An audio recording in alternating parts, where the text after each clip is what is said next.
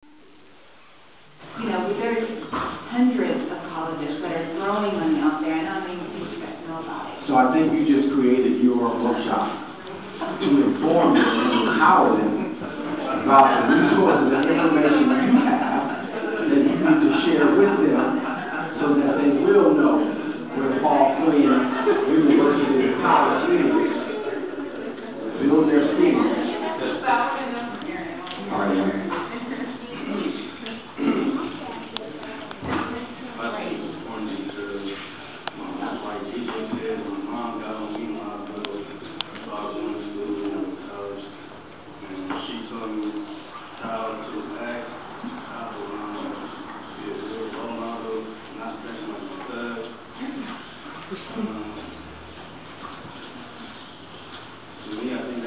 It's good though that you was going to college because you never know, you might have some kids. You got to be a good role model for your kids or your nephew, your niece, or whoever.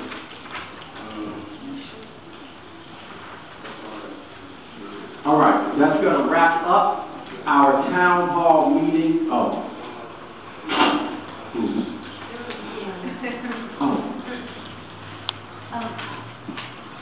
So I feel that was a relevant question because a lot of our youth are being given the choice of historically black colleges and universities and Stanford. So I went to Berkeley, and it was really hard navigating through Berkeley as an African American and getting to know the community. There wasn't enough stuff there, but I noticed that a lot of my friends who come out of the historically black colleges, they're prepared. They do far better than the majority that came out of Berkeley, and these other schools did faster. We found our way. I found my way, and a lot of my other friends who from Berkeley found our way. But I noticed that immediately, many of the people that I know that come out of the historically black colleges, at 22, they're on point. They know where they're going. And I was asking many of my friends who've gone there, like, why are you guys so much more prepared earlier? Some would have more of a, not an intellectual capacity, but most of my intellectual capacity came later in life. But they're on point immediately. But she was telling me that most of it came from the professors. They stayed on them, they cared about them. They didn't let them fail. Whereas at Cal, it was do or die. And some of us dropped out, some of us had stronger parents like I did. We made it through, and we got together, some of us made it through, but it was much harder. And I did notice that those who have gone to the historically black colleges fared better than us. And we were no more intellectual or no more smarter, or we weren't more intelligent than they were. I found that many times they were far more intelligent than I was when I immediately came out of Berkeley. That's good insight. Last comment, Will? Yeah, with that, what I think that is, it's like the colleges, like a lot of the black colleges, some of them are competitive, but like the majority of them is not as competitive as like Stanford or UCLA. So like a class at Cal, maybe you may be taking the same class at Cal that you'll be taking at Grambling, but at Cal it's a little bit harder because of the work. So that's because my cousin, she goes to Tuskegee, and like I'm knowing like the work is like it's still good and everything, but in reality, like the teachers, the professors at like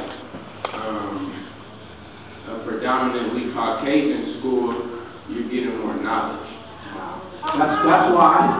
Can you start getting that workshop ready? What's your workshop ready? All right, we appreciate that. So now I would just say, so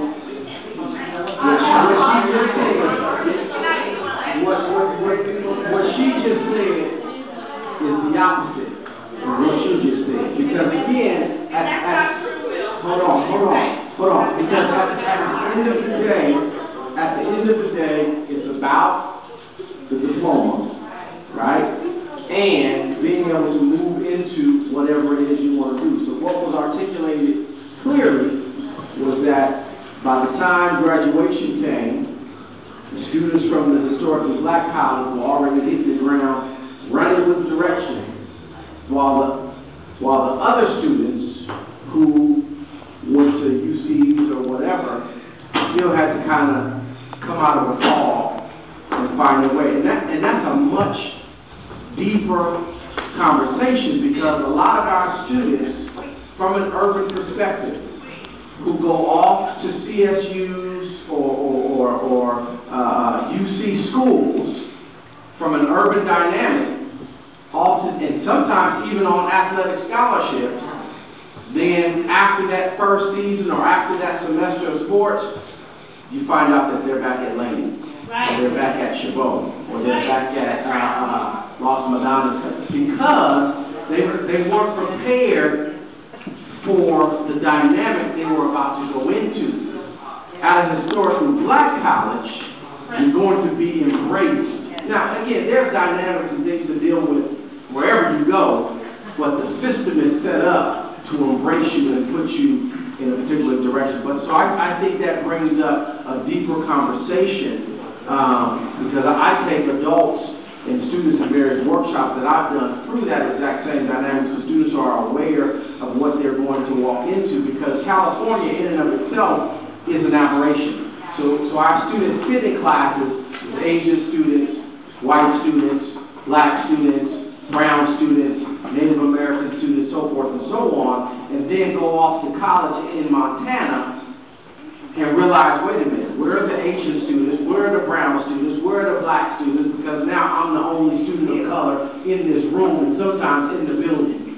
That's right. And that's something that you've never experienced. You had some experiences in Sacramento, but for the most part, a kid growing up in the Bay Area is not going to have that type of experience where they're the only student of color in a classroom, and then when they go off to a school and they are perhaps oftentimes the only student of color, not only do you have to study, but you also have to adjust your head to that switch and change in cultural norms.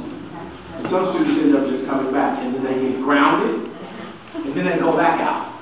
Right? So again, all right. So just some of the things that I've heard, and again, I guess we can add now that we need to have a much more intimate conversation around college life and that whole process in terms of what to be prepared for. But just some of the things that I heard, and Sister Jackson is also going to synthesize all of the comments from tonight.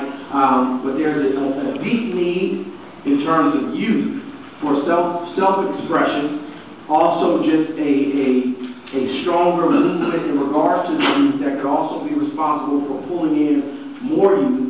Also, there was a comment mentioned about creating a type of hub or a referral system where parents can call in and try to find out information about what's out there for students, what are some of the organizations if they want to connect their kids to something.